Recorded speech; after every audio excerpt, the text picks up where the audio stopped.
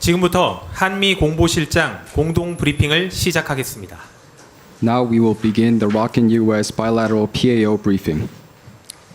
한미는 연합방위 태세 확립을 위해 3월 9일부터 19일까지 FS 연습을 시행하기로 하였습니다.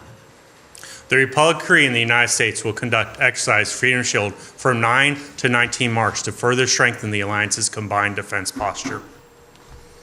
이번 FS 연습은 한미가 연례적으로 실시하는 방어적 성격의 연습으로 최근 전운 분석 결과와 도전적 전장 환경 등 현실적인 상황을 연습 시나리오에 반영함으로써 연합, 합동, 전 영역 작전을 포함한 한미 동맹의 연합방위 태세 강화와 한미가 합의한 조건에 기초한 전작권 전환 준비를 지속적으로 추진하는 계기가 될 것입니다. Freedom Shield 26 is an annual exercise that is defensive in nature. By incorporating realistic threats, lessons learned from recent conflicts, and a challenging security environment, it will serve as an opportunity to further strengthen our readiness and capabilities to combine joint all-domain operations. This exercise will also serve as an opportunity to support ongoing preparations for a conditions-based wartime operational transition consistent with alliance agreement. 또한 연합연습 기간에 연습 시나리오와 연계된 대한민국 방위에 필수적인 동맹의 훈련을 실시함으로써 실전성과 전투 준비 태세를 강화해 나갈 것입니다. During the exercise period, the alliance will conduct Warrior Shield, combined training linked to the exercise scenario and essential to the defense of the Republic of Korea. This is to enhance training realism and combat readiness. 유엔사는 이번 연습에 유엔사 회원국들을 참가시킬 예정이며 중립국감독위원회는 정전협정 준수 여부를 관찰할 것입니다. 79 Nations Command member states are slated to participate in the exercise. The Neutral Nations Supervisory Commission will observe the exercise to ensure compliance with the armistice agreement. We go together. 갑시다.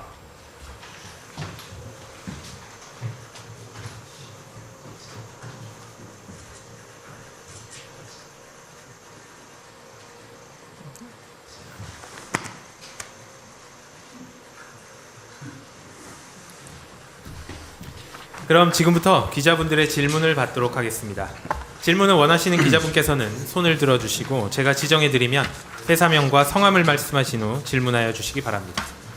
예, 김 기자님. Now we will be taking questions. Before you begin, once called KBS upon, please 김기화 raise your 기자입니다. hand, and once called upon. FS 같은 이런 대규모 훈련은 이 준비 과정에서부터 여러 가지 요소들이 고려되고 그 중에는 이제 타국과의 관계, 또 국제 정세 여러 가지가 영향을 미치는 것으로 알고 있는데요. 한미가 이번에 FS에서 이 야외 기동 훈련을 연중 분산 실시하는 것으로 정하면서 결과적으로 이번 한미 연합 연습 기간에는 이 야외 기동 훈련이 축소되는 것으로 예상이 되는데, 그렇다면 FS 기간 내에 이 야외 기동 훈련을 모두 몰아서 하는 것과 FS 기간이 아닐 때도 연중 분산해서 실시하는 것 중에서 어느 게 더 이 연합훈련의 효과를 잘 달성할 수 있는지 여쭤보고 싶습니다. 이 주변 정세, 정치적 요소 이런 것들은 모두 배제하고 온전히 이 군사 전술적, 작전적 측면에서만 평가해 주시면 감사하겠습니다. This is KBS Kim Gi-hwa reporter. The question I have is regarding the large scale and magnitude of the Freedom Shield and combined exercise in nature. We are taking into consideration the large magnitude. This means that there needs to be considerations for multilateral nations as well as the political scene when we are planning these combined exercises. We have heard that the FTX field training exercises will be executed in a year-round balanced basis. Rather than being conducted in a certain specific time during FS, which means that we are currently predicting a downsized execution of the field training exercises. Does this mean that compared to executing these training events during Freedom Shield period compared to executing these training events outside of the Freedom Shield training period, not based on the political landscape or the political consideration, simply based on a military basis and consideration, could you please answer what is more strategically and tactically effective? 네, 질문 감사합니다. 먼저 이번 한미 연합 연습은 정상적으로 시행할 것입니다. 연습 기간 동안의 야외 기동 훈련은 한미가 긴밀히 협의 중입니다. 연합 훈련은 상시 연합 방위 태세 유지 및 능력 제고를 위해 연중 균형되게 시행할 것입니다. First of all, thank you for the question. Regarding the field training exercise and live training events, what I can say is that the combined exercise will be continued as planned, and the field training exercises are being continuously closely coordinated between the ROC and US. The combined training events will be executed in a yearly balanced fashion to maintain an all-time combined readiness posture and increase our capabilities. I just have one thing to add. Complex combined exercises often require additional coordination looking at the scale and sequencing of these events. But the important fact to remember is Freedom Shield and Warrior Shield will go on this March as a major defensive-oriented exercise. You'll see U.S., ROC, United Nations Command member states participating in tough, realistic, demanding training. And that is the real measure of the alliance. 한 가지 더 추가로 말씀드리겠습니다. 그 복잡한 연합 연습은 다양한 범위나 구조와 관련해서 다양한 협의가 필요합니다. 그래서 확실하게 말씀드릴 수 있는 건 이번 3월에 FS와 그 실기동 훈련인 워리어 실드가 분명히 대규모 방어적 성격을 띤 연습으로 진행이 된다는 것이며, 이러한 훈련을 통해 대한민국과 미국 그리고 유엔사 참전국들이 어렵고 실전적이고 도전적인 과제를 헤쳐나가면서 훈련하는 모습을 보여주는 것이 중요한 연습이라는 것을 말씀드리겠습니다. 네, 다음 질문 받겠습니다. Moving on to the next question. 기자님. 안녕하세요. 국민일보 송태화입니다. 미국이 최근 전략보고서에서 한반도 내에서의 미군 태세 조정을 언급했습니다. 이번 성명에도 전 영역 작전, 도전적 상황이라는 언급이 담겨 있습니다. 동맹 현대화와 같은 맥락으로 읽히는데, 이번 FS 연습이 한반도 내 위협을 중심으로 시뮬레이션 되는지, 그리고 역외 인도 태평양 지역의 국제 정세가 이번 훈련에 어떻게 반영되는지 설명해 주시면 감사하겠습니다. This is Gungmin Songtae reporter. Regarding the U.S. strategic report as well as this current change in statement from the U.S. side, you have mentioned in today's briefing as well that you will be incorporating an all-domain operation within the challenging environment. Does this mean that within the Republic of Korea, within the peninsula, will the exercise entail specifically simulations on the peninsula, or will the exercise also encompass Indo-Pacific areas and the surrounding regions as well? 먼저 이번 FS 연습은 한미가 연례적으로 실시하는 방어적 성격의 연습으로 최근 전운 분석 결과와 도전적 전장 환경 등 현실적인 상황을 연습 시나리오에 반영할 것입니다. First, this Freedom Shield exercise is an annually conducted exercise that is defensive in nature, and we will be incorporating within the exercise scenario realistic scenarios such as recent warfighting analysis results as well as challenging battlefield environments. 이는 한미동맹의 연합방위 태세 강화와 한미가 합의한 조건에 기초한 전작권 전환 준비를 지속적으로 추진하는 계기가 될 것입니다. This will provide an opportunity to not only increase the ROC and U.S. alliance's combined defensive posture, but provide an opportunity to continue the ROC and U.S. efforts towards Operation Control transition based on the agreed upon conditions. 이번 연합연습간 우리 군은 임기 내 전작권 전환을 위해 미래연합사 완전 운용 능력 검증에 중점을 둘 것이며 한미의 공동 평가를 시행할 예정입니다. The ROC and U.S. alliance will conduct a bilateral assessment of these capabilities, including FOC verification for future CFC, in order for us to continue our efforts to transition operational control within the term. Okay. The mutual defense, so Freedom Shield is sort of tied to the Mutual Defense Treaty. The 1953 Mutual Defense Treaty does not mention an adversary.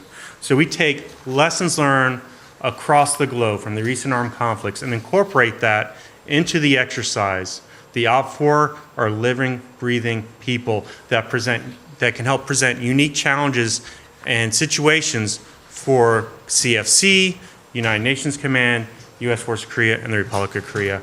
And this is to ensure that in crisis or conflict, CFC is ready to defend the Republic of Korea. 이번 FS 연습은 1953년 저희가 한미 간에 맺어진 상호 방위 조약에 따라서 진행하는 훈련이고, 상해 방어 조약의 상해는 적을 정확하게 명시하지 않았기 때문에 전 세계에서 벌어진 충돌들과 그 전훈에 따라서 전훈을 반영하여서 실제 장병들이 다양한 연합사, 유엔사, 주한미군사에 주어지는 다양하고 특별한 도전 과제들을 해결하는 모습을 훈련하는 연습입니다. 이를 통해서 연합사가 어떤 상황에서라도 대한민국을 수호할 수 있도록 준비 태세를 갖추는 그러한 연습입니다. 다음은 외신 기자 질문을 받겠습니다. 예, 박 기자님. Hi, NK News, Junha Park. I have a question for both of you. I wanted to ask whether this exercise will incorporate scenarios involving a North Korean nuclear attack. In October 2024, as both of you will know, the Allies agreed to include more realistic scenarios in future joint drills, including responses to these potential nuclear use by North Korea. The joint statement today does not appear to specify such elements.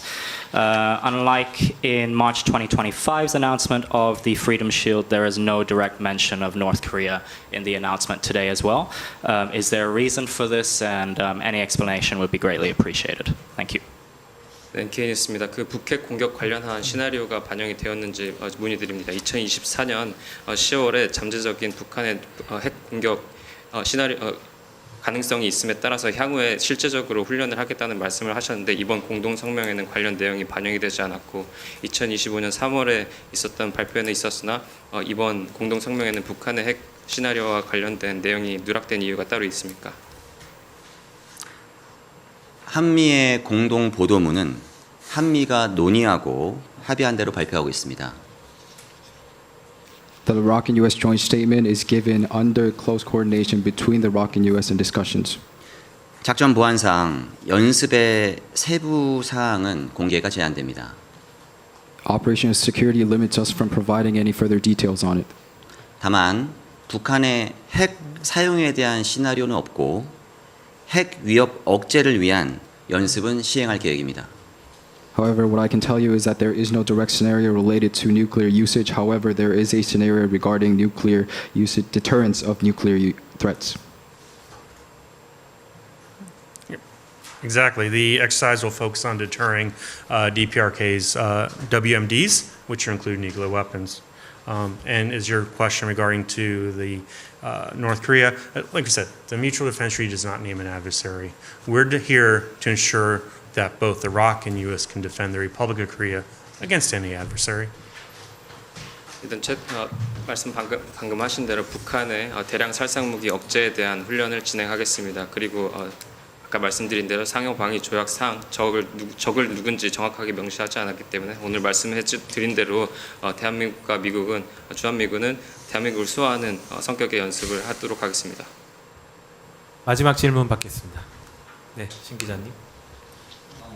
So, as assessments suggesting USFK's role in the larger field may be expanding towards countering China, how would such a strategic shift influence the conduct and priorities of Freedom Shield and other exercises going forward? 평가상 그 주한미군의 역할에 변경이 있는 것으로 좀 보이고, 좀 전략적 상황의 변경에 따라서 FS 간의 우선순위에 변화가 있는지 문의드립니다. 이것은 미측에서 답변하는 게 좋을 것 같습니다. I'll hand this over to the USPAO. Decisions on scenarios are made jointly between the Republic of Korea and the United States. So any scenarios that are designed within Freedom Shield are mutually agreed upon. 모든 그 연습 훈련 관련해서 그 결심과 시나리오는 한미 간의 상호 합의 또는 합의 및 협의를 거쳐서 진행이 되기 때문에 FS 연습 간 시나리오와 역할에도 마찬가지로 한미 간의 상호 협의하에 나온 결과임을 말씀드립니다. 이상으로 공동 브리핑을 마치겠습니다. This ends the joint briefing.